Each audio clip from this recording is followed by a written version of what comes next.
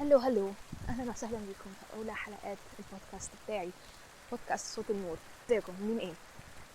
بسجل لكم اول الحلقات دي بطريقه حبي شويه وانا ماشيه في الشارع. حاليا بنجز انجاز كبير، واحد ليا صفر للعدو.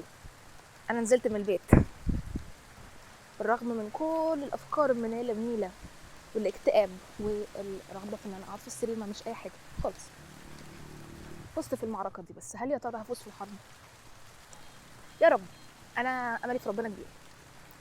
يا جدعان فكوكم من الهبل ده، فكوكم من النكد ده، خلينا نفرفش شويه. ولا ما نفرفش؟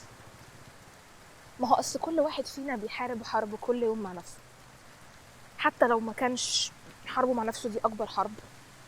في ناس بتحارب حروب تانية، في ناس عندها ابتلاءات تانية، في ناس ما بتلحقش اصلا تقعد مع نفسها، لا تقلون انها تبقى بتحارب نفسها. بس ولو حاجه بسيطه بتواجهنا في يومنا كده لنفسنا بتبقى عايزه تاذينا، نقلب مازوخيين. في حالتي انا بحارب بعبع قبيح وبشع كريه الرائحه، اسمه الاكتئاب.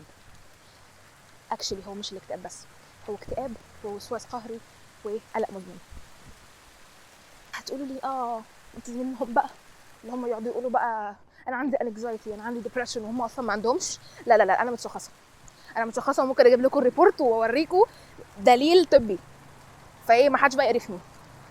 المهم، بقالي 5 سنين بعاني، 5 سنين افكاري كلها في كائن بيزعق لي بيقول لي انت زفت، انت زفت، انت زفت، انت زباله، انت زباله، انت زباله، انت ما تستاهليش، انت ما تستاهليش، انت ما تستاهليش، انت زفت. وكل ايه يعني ايه بينوع، كل يوم بينوع، مش كل يوم، كل دقيقه، ساعات كل ثانيه، ساعات كل ساعه. ما هو حتى الجزء البعبعي اللي جوايا كرييتيف ده معاناه اي ارتست. يا جماعه انا بكتب شعر وبتاع، يعني اوفر سنسيتيف. كل الناس بتقولي انت حساسه بزياده، هوبلس رومانتك، بس بيني وبين نفسي مش قدام الناس. قدام الناس بعمل فيها شبح. المهم نرجع لموضوعنا. كل واحد فينا جواه بعبع ده بيعشق المازوخيه، بيحب يأذيك مع انه هو جزء منك، بيحب يخليك تعمل الغلط او يحب يخليك تأذي نفسك، حتى لو هيبقى فيها ولو متعه صغيره. ممكن يخليك تأذي نفسك وهي ما فيهاش متعه خالص، بس هو كده، هو مزاجه كده. زي الوسواس القهري. الوسواس القهري ده عباره عن حاجه كده، صوت داخلي بالإكراه بيخليك تعمل انت حاجات مش عايزها لأسباب مش منطقية، بس هي كده. حد يسألك طب انت ليه بتعمل؟ هو كده. ليه ما بتعملش؟ هو كده. ليه ما بتقولش لا؟ ما اقدرش. ما انت لو قلت لا هيبقى كأنك قلت لا لهتلر. يعني مسألة حياة وموت.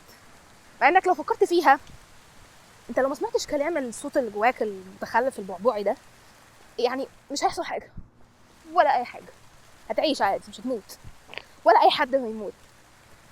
لان في طيب في انواع من الاو سي دي بتبقى اللي هو انت لو ما فتحتش النور وقفلته 5 مرات عيلتك هتموت في حادثه.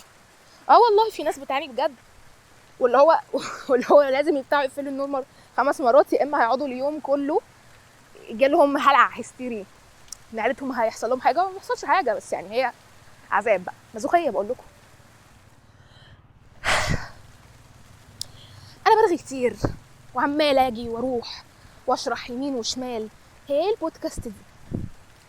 بص، البودكاست دي في الاول خالص كانت فكره عباره عن ايه، وسيله من ضمن الوسائل اللي اقدر فيها يبقى عندي حد اتكلم معاه افضفض له، اطلع كل الافكار اللي جوه دي بدل ما هي قاعده جوه عماله تحارب بعضها وتقرفني. يعني تقولي لي طب ما تروحي لاصحابك الموضوع كبير، خلاصته ان انا لوحدي. المهم، في سبب تاني برضو يعني اكتشفته. البودكاست دي جزء او خطوه من ضمن خطوات الحلم اللي انا عندي من وانا صغيره، ان انا ابقى النور. صحيح، انا اسمي نور، عندي 19 سنه، كليه طب عين شمس.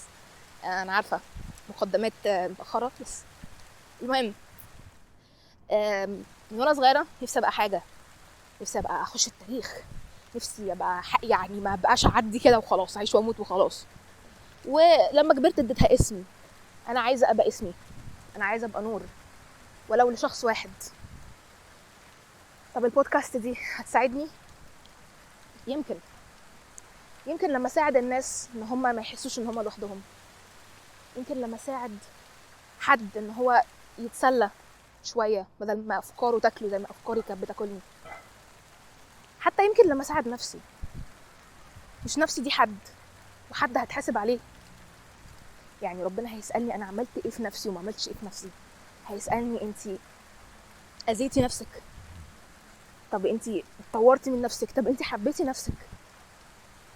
ويمكن ربنا يقدرني وساعد ناس كتير تشوف النور، تعرف الصح من الغلط، او على الاقل تعرف تحب نفسها. طب السؤال بقى اللي هيتسأل لي، طب انت يا نور لقيتي النور؟ يعني انت حبيتي نفسك؟ وصلتي للي انت عايزه توصلي الناس ليه؟ لا، مش نفاق ومش تعالي ومش تنطيق يا جماعه. مفيش حد بيوصل للكماليه في حياته. كان في راجل قاعد شغال في الكليه وانا كنت قاعده، كان بيكلم ناس جنبي بيقول لهم الحياه عباره عن انتظار. يعني كل شويه انت بتنتظر حاجه، بتنتظر انك تكبر تخش 6 ابتدائي، بتنتظر انك تخش اعدادي، بتنتظر انك تخش ثانوي، بتنتظر السنه الجايه تخلص عشان تخش 3 ثانوي، بتنتظر السنه الجايه عشان تخش الكليه، بتنتظر السنه الجايه عشان تبقى 2 كليه، وهكذا. بتنتظر عيد ميلادك، بتنتظر امتحانك، بتنتظر بتصحى الصبح تنتظر انك تخلص مذاكره الصبح عشان بعد كده تصلي الظهر، وعشان بعد كده تنتظر العصر. الحياه عباره عن انتظار انتظار انتظار انتظار. يعني احنا مش هنوصل لنهايه، مش هنوصل لهابي اندنج. فلا، مش لازم اكون وصلت للهابي اندنج اللي انا عايزاها عشان اساعد ناس على الطريق. كلنا كاننا تخيلوها كده، احنا طالعين على سلم طالعين على سلم، ما حدش فينا فوق. ولو حد فينا فوق مش هيعرف يساعد حد. يعني هو مش لوفي، يعني مش هيمط ايده يجيبنا.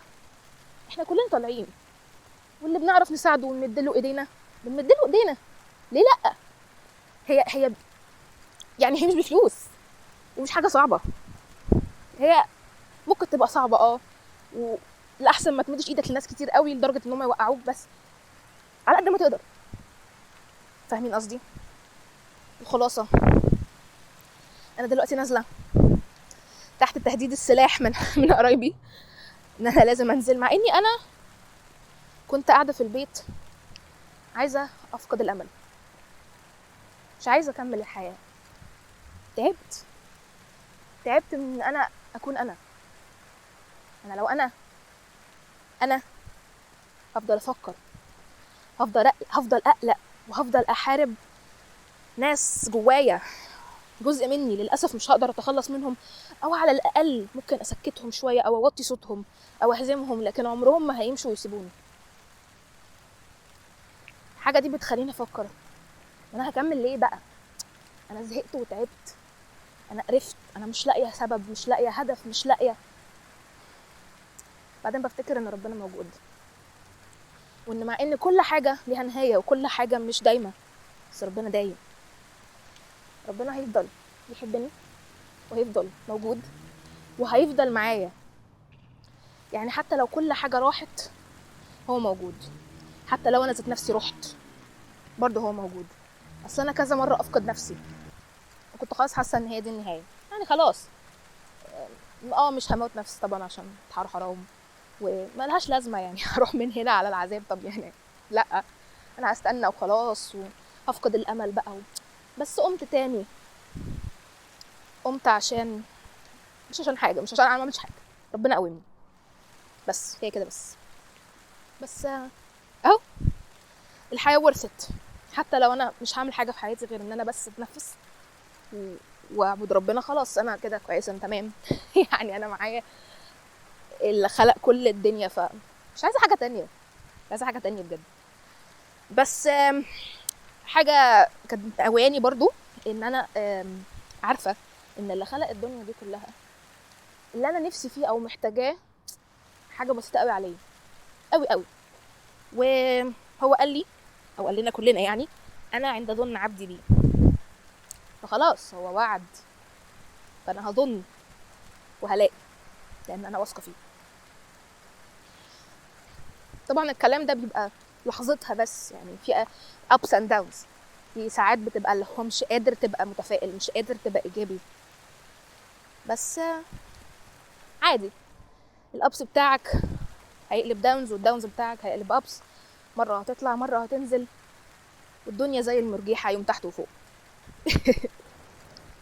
اديني رايحه النادي علشان ما اقعدش في البيت اكره نفسي واكره الحياه والعيشه واللي خلفوني.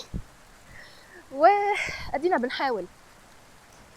ما تنسوش تحبوا نفسكم، ما تنسوش اول ما تخرجوا من البيت تبصوا للسماء، وبعدين تكملوا طريقكم وانتوا باصين على الارض اللي قدامكم زي ما الرسول كان بيعمل، او تأملوا في الحاجات اللي حواليكم. حبوا نفسكم، واشوفكم في الحلقات الجايه في صوت النور.